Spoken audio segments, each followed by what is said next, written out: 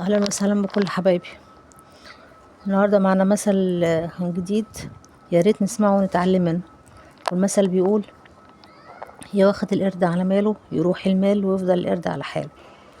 والمثل ده بيتقال لما حد يوافق يرتبط او يتجوز شخص مش مناسب، سواء في الشكل او في الطبع، بس عشان عنده فلوس. فالمثل بيحذر من ان الفلوس ممكن تروح في اي لحظة، وساعتها ما يبقاش فاضل غير القرد اللي الشخص اختاره، يعني الصفات السيئة اللي كان مغمى عنها بسبب الطمع في المال. وأصل الحكاية بيقول ايه: في بنت جميلة اسمها سميحة، كانت كل الناس اللي حواليها يعني بيتمنوا يتجوزوها بسبب جمالها وطيبتها وأخلاقها، لكن قلبها كان متعلق بشاب اسمه حسن، وهو كان طيب وفقير بس محترم وخلوق.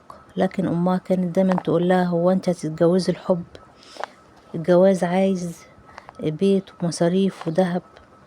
وفي يوم جالها عريس غني اسمه شحاتة بيه، لكنه كان كبير في السن وشكله مش مريح وصوته خشن، وكل الناس كانت تقول عليه قرد بفلوس. للأسف الأم فرحت جدا بيه وقالت: يا بنتي ده رزق من السما، شحاتة بيه هيغرقك دهب.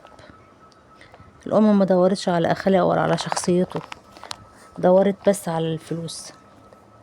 والأم هنا ضغطت على بنتها، والبنت غصب عنها وافقت تتجوزه رغم ان قلبها كان مع حسن.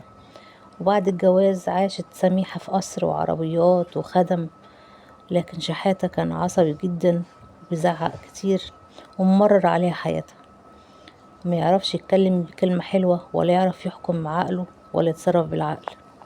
سميحة كانت حزينة وكل يوم تتمنى لو ترجع تاني الزمن بيها وتختار حسن.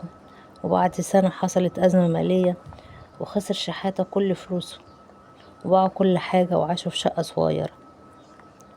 ومع كتر عصبيته بان على حقيقته، وده يعلمنا ان الفلوس عمرها ما كانت سبب السعادة، ولازم نختار صح، نختار الأخلاق، المعاملة الحسنة، السيرة الطيبة.